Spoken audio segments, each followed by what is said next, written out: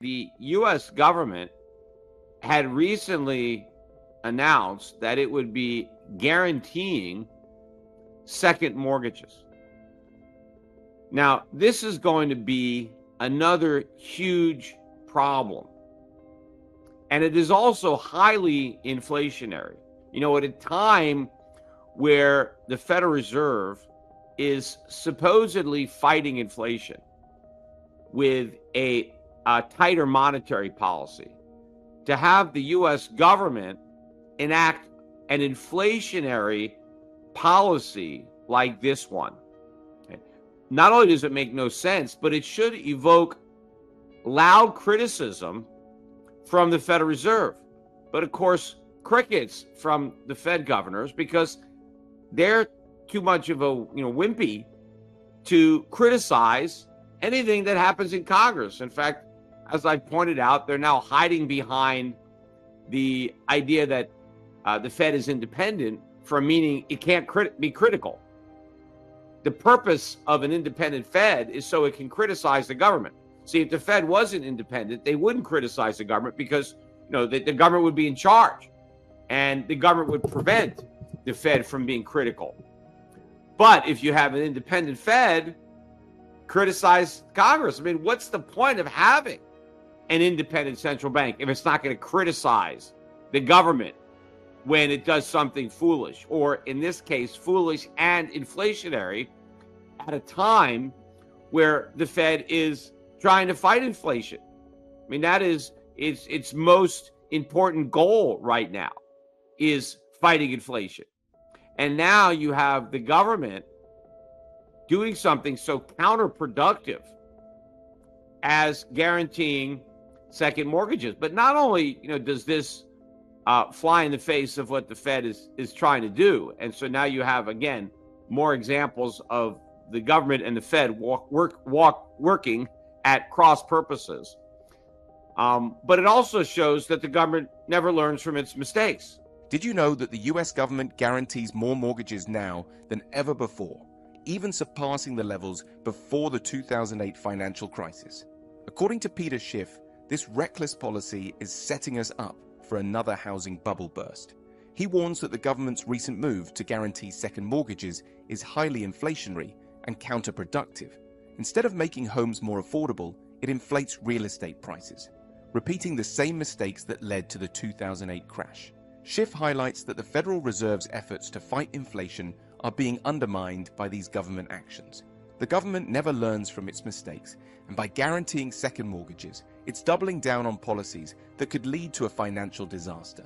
With home prices skyrocketing and the market becoming increasingly unstable, the housing bubble could pop at any moment.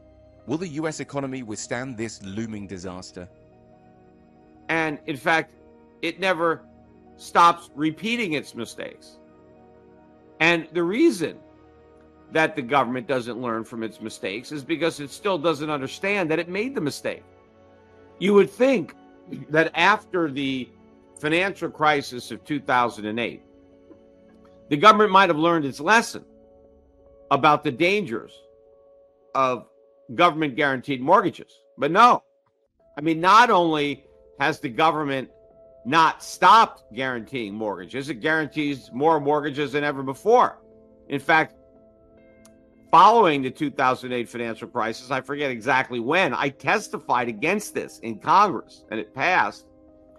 But the government began guaranteeing multifamily mortgages. So if you buy a duplex or a fourplex, the government will guarantee that loan too. Now remember, the whole purpose of the government guaranteed mortgage in the first place was, to help people qualify for a mortgage, right? The goal was to have more home ownership.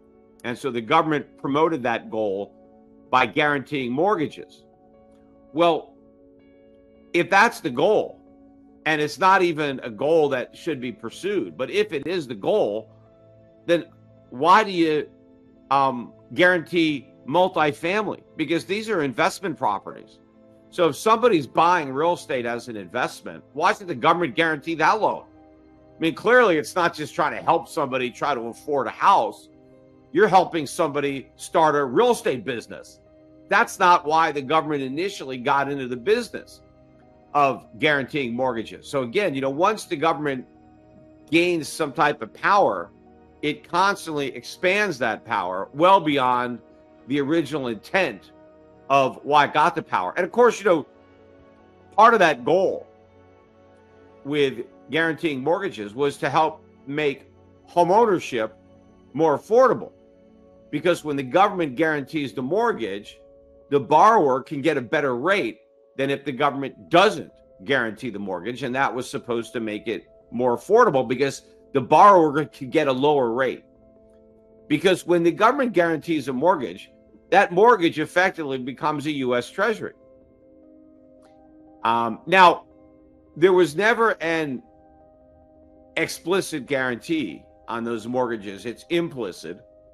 And so mortgages had a interest rate that was a bit higher than U.S. Treasuries for the same maturity, but not that much higher, and certainly significantly lower than if the borrower had to rely on his own creditworthiness to get a loan, because obviously he'd be a lot less creditworthy than the U.S. government, and so the banks would charge a commensurately higher rate. And so by getting this government guarantee, the borrower gets a lower mortgage, and therefore homes are more affordable. Except it backfired on the government, because once the government started guaranteeing mortgages, well, then it became easier for home buyers to take out bigger mortgages. In fact, the banks didn't give a damn. As long as the mortgage was guaranteed by the government, didn't matter how big it was. Now, the government had loan limits, so if the loan was too big, then the government wouldn't guarantee it, and then the banks wouldn't make the loan. But as long as you borrowed within the government limits, the government didn't give a damn. I mean, the lenders didn't care, right? Because it was government guaranteed. And so what happened was home buyers could borrow a lot more money since they were borrowing with the government co-signing the loan than they could without the government co-signing the loan. And so they were able to borrow more money to bid up home prices. And so as a result of government guaranteed mortgages, real estate prices rose much higher than they otherwise would have been absent those guarantees. So again, the government's plan achieved the opposite of the intention. Instead of making home ownership more affordable, the government guarantees made homes less affordable. It made homes more expensive. And now people had to borrow even more money to buy them. But they were able to do that because of the government guarantee. But they would have been better off borrowing without a government guarantee, paying a higher interest, but borrowing a lot less money. And so they would have got the home cheaper. And so they would have had more equity. Also, they didn't have to put the down payments. That was the other thing. It didn't matter if there wasn't a down payment. The government just guaranteed the loan anyway. So without the government guarantee, the lenders wanted a down payment. They wanted the borrower to have skin in the game. But once the government guarantees the mortgage, they don't give a damn whether the buyer has any skin in the game at all, because they can't lose. When the government guarantees the mortgage, the lender can't lose. So who cares? Who cares if this guy could actually afford this home and is ever going to pay back the mortgage? Because the government's going to pay it back. That's the moral hazard that the government created when they guaranteed mortgages in the first place. And of course, Fannie and Freddie, which were the agencies through which the government put through this guarantee, they all went bankrupt in 2008 because of the losses. And of course, the government, instead of allowing the holders of Fannie and Freddie insured mortgages to lose money, the government made that implicit guarantee explicit by basically bailing everybody out, except the stockholders of Fannie and Freddie. They got clobbered. Now, if you look at the stocks, they're coming back now, actually. There is a trade. There are people now betting that Donald Trump, if he wins, is going to resurrect these guys from the grave. A free market guy, if Trump was a free market guy, the last thing he would do would be to resurrect Fannie and Freddie from the grave. In fact, we should kill them off completely. The government should get totally out of guaranteeing mortgages. But of course, they're not going to do that. In fact, they're doing something even worse. Now, they're not just going to guarantee the primary mortgage. They're going to guarantee the second mortgage. And just like the government now owns the mortgage market because of this guarantee. And again, the government should not be involved at all. If somebody wants to buy a house, they should have to do it based on their own credit worthiness if they're going to borrow money. The government shouldn't be guaranteeing anybody's mortgage. There's nothing in the Constitution that says the government can guarantee anybody's debt. It is completely unconstitutional for the government to do that. Why should the government guarantee somebody's debt, but not somebody else's debt? Why should one taxpayer be on the hook? If somebody wants to go out and borrow money to buy a house, let's say I don't buy a house, I'm a renter. Why should my taxes subsidize somebody else to go buy a house? Because after all, if the house goes up in value, I don't get any of that gain. But if it goes down and they default, well, I'm stuck with a loss? No, this is not something that the government is supposed to do.